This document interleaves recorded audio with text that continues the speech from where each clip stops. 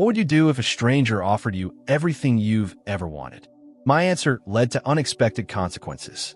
Welcome to Heaven's Gate, a place where we explore experiences that go beyond life itself, delving into stories of redemption, hope, and mystery. If you haven't done so yet, I invite you to subscribe right away. If you don't, this will be the last time we meet. But if you choose to subscribe, I promise that every experience I share with you will help you grow and find a deeper meaning in your life. Now, get comfortable, and it's important that you listen to the experience until the end. My name is Jason, and my story begins with a dream, like many others. I had a burning passion for music in my small hometown, far from the spotlight. I was the guy everyone knew as the musician. I knew my life was about to change drastically. So at 25, I decided to move to the United States to chase the dream of becoming a rock star. I formed a small band with some friends who shared the same ambition. New York was our battlefield, and every day we performed in squares on the streets, in any corner of the city where there was someone willing to listen. Despite our energy and dedication, the success we hoped for always seemed just out of reach. Our fan base was growing, it's true, but not at the pace we had hoped. Promises of record deals never materialized, and our hunger for success began to turn into deep frustration. It was during that time of despair that I met a mysterious man. I clearly remember our encounter. It was a rainy evening, and I was on my way home after a failed performance.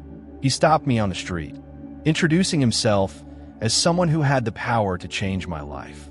He didn't tell me his name, but his gaze made me realize he was no ordinary man. "I can give you everything you desire, Jason," he said in a smooth voice.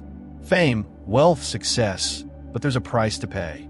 Those words at that moment sounded like the solution to all my problems. Without thinking too much, I accepted, and so began my journey into a dark world whose true consequences I did not yet understand. After that encounter, the man invited me to attend some private meetings. At first, I didn't know exactly what they were about, but he convinced me that these people had the power to help me achieve my goals. The meetings took place in private locations, apartments, or underground rooms away from the prying eyes of the city. The atmosphere was always thick with an aura of mystery and secrecy. The people who attended those meetings were a heterogeneous group: musicians, artists, businessmen, all united by the same ambition for success. The first time I participated, I was welcomed warmly, as if I had always been one of them, but there was something strange about it all. A dark energy hung in the air, something I couldn't fully understand at first. As time went on, the meetings became more intense. They were real rituals with prayers to dark entities and symbolic sacrifices. I was told that these practices would draw the favor of higher powers upon us, granting us everything we desired. I was young and naive, blinded by the desire for success. So I continued to participate, convinced that these practices would bring me closer to my goal. For a year, I attended those meetings without questioning the consequences too much. The man who had approached me assured me that everything was under control and that soon I would see the fruits of my efforts. I began to notice some improvement. Our band was gaining more visibility, but not to the extent I had expected. Nevertheless, I didn't stop. I continued down that dark path, thinking it was only a matter of time before true success arrived. As time passed, I began to feel an increasingly deep void within me. The meetings became more disturbing, and I started to realize that I had gone too far.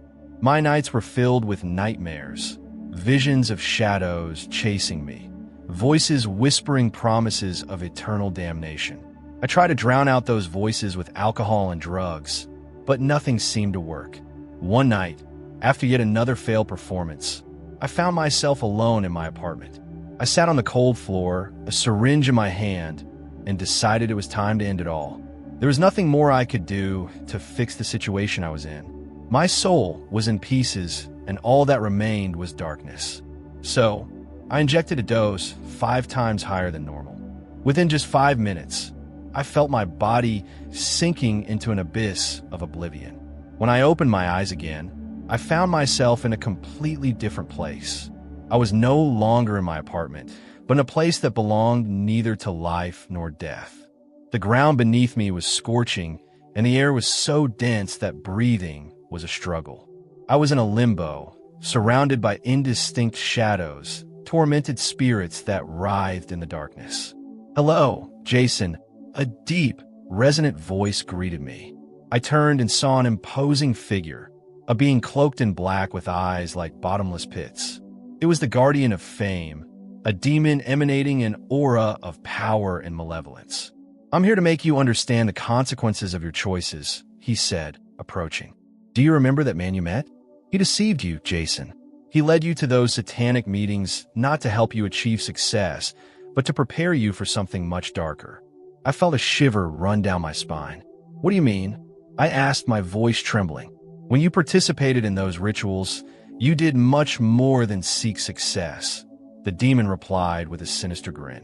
"You sold your soul without even knowing it. That man manipulated you, made you believe everything was under control, but in reality, you were making a pact with dark forces. Now you're here because your time is up." His words hit me like a punch in the stomach. I felt despair rising within me. "That can't be," I said, trying to deny reality. "There must be a way to change things, to go back." The Guardian laughed, a cold, merciless laugh. "There is no way back, Jason. You made your choice, and now you'll pay the price. You're destined to stay here for eternity, trapped in this hell, just like those who came before you." With a wave of his hand, the Guardian transformed the landscape around us. We found ourselves in a grand concert hall, but it was unlike any I had ever seen. The walls were made of molten metal, and the lights glowed with an infernal red. On stage, familiar figures were performing, but there was no audience, only shadows watching in silence. The panic set in.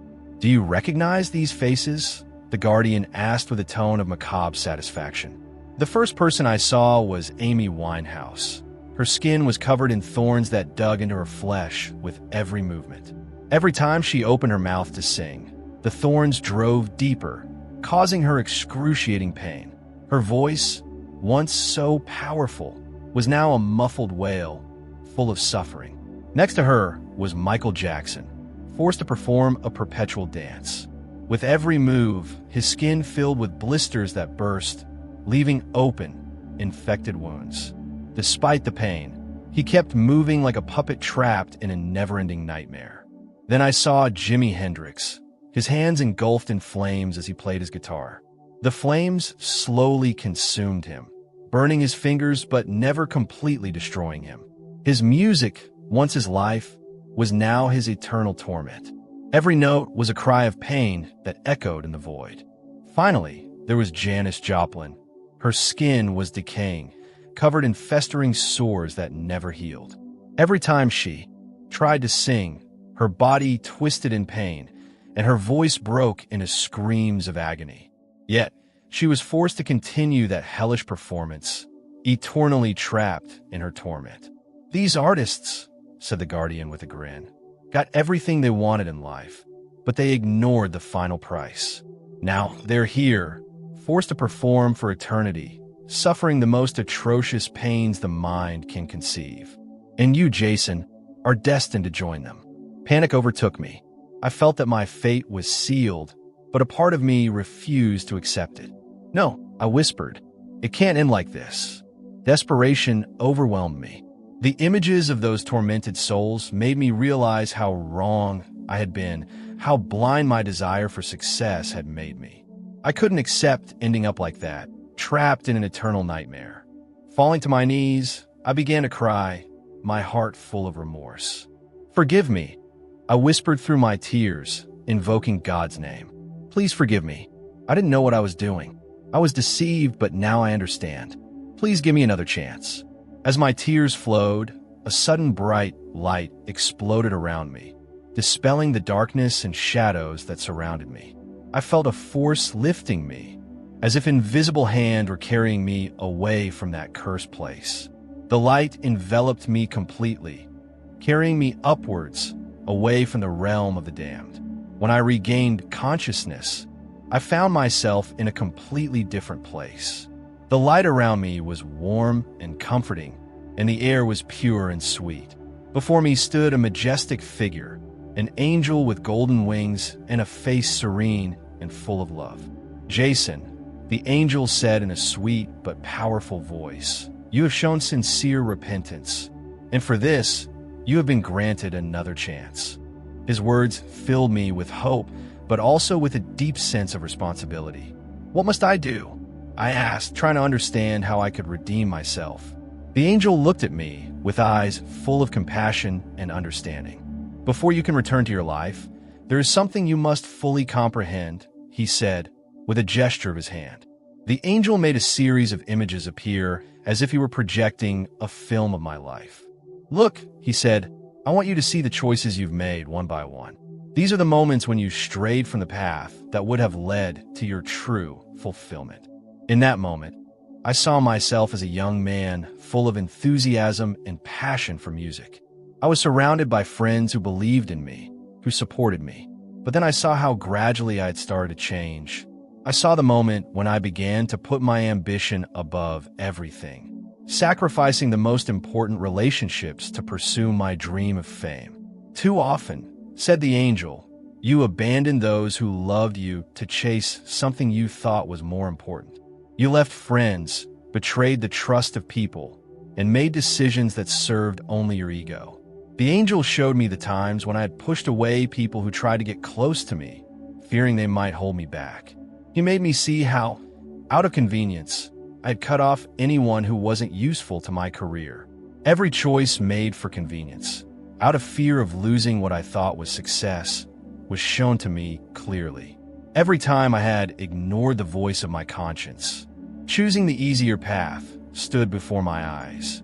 "You didn't just sell your soul that night you participated in the ritual," the angel continued, "but you did so in small ways every time you chose your selfishness over love, honesty, and truth. And every time you took that step, you became a little blinder, a little more lost." The images I saw hit me deeply. Every betrayed face, every rejected hand, every opportunity to do good that was passed by was like a blade piercing my heart. I had never seen so clearly the cumulative effect of my choices, and the realization of how much I had lost filled me with unbearable pain. With tears in my eyes, I fell to my knees. "I didn't understand," I said between sobs. "I didn't know how much harm I was doing, how much I was destroying myself and others." The angel approached and gently lifted me. "Sincere sin repentance is the first step towards redemption, Jason," he said, "but there is still an important lesson you must learn. True success is not measured in fame or wealth. True success is living a life full of love, integrity, and service to others. This is the path that leads to true happiness and peace of the soul." Those words resonated deeply within me, like an echo bouncing in my heart. I understood that everything I had chased had been just an illusion, and that the true value of life lies in the connections we create, in the people we love, and in the good we do in the world. The angel continued to speak to me, his voice a source of comfort and hope. "The path ahead of you will not be easy," he said, "but now you have a choice. You can return to the world of the living with the awareness you've gained and start a new life, or you can stay here, trapped in remorse and suffering. God has granted you a second chance, but it's up to you to decide how to use it." I took a moment to reflect and finally looked up at the angel. "I want to go back," I said with determination. "I want to make a difference. I want to make amends for my mistakes and live according to what I've learned." The angel smiled, and the light around us grew even more intense. "Then go, Jason. Return and live your life as a new man. Remember, you will never be alone. I will always be by your side, guiding you, protecting you, and reminding you of the right path." With those words, the light that enveloped me began to dissolve, and I felt my body being carried away down towards the earth, but with a new sense of purpose and hope in my heart. When I opened my eyes, I found myself back in my apartment. I was lying on the floor, the syringe still beside me, but I felt a new strength within me, a determination I had never known. I slowly got up, knowing that my life would never be the same. The journey towards redemption was long and difficult. I gave up drugs, renounced the life I had lived until that moment, and sought comfort and faith. I joined a local church where I found support and understanding, But most of all, I found the courage to face my mistakes and make amends. Now, my purpose in life is to help others avoid the same traps I fell into. I talk to young people, share my story with them, and warn them of the dangers of chasing fame at any cost. I've learned that true happiness is not found in glory or material success, but in inner peace and connection with something greater than ourselves. My story doesn't end with a cry of victory, but with the awareness that I was saved from the abyss. I still have much to learn and grow, but I know that with God's guidance, I can finally find redemption and live a life that truly has meaning.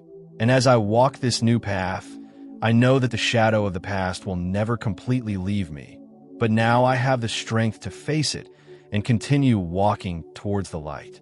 Do you think I should have trusted that mysterious man, or should I have looked for another path to success? What do you think about the consequences I had to face? Do you believe there's always a hidden price behind our deepest desires? And if you were in my situation, would you have accepted the offer? The story is over, but the discussion continues in the comments. Share your thoughts and let me know what you would have done. Don't forget to subscribe to the channel so you don't miss the next stories. God bless you.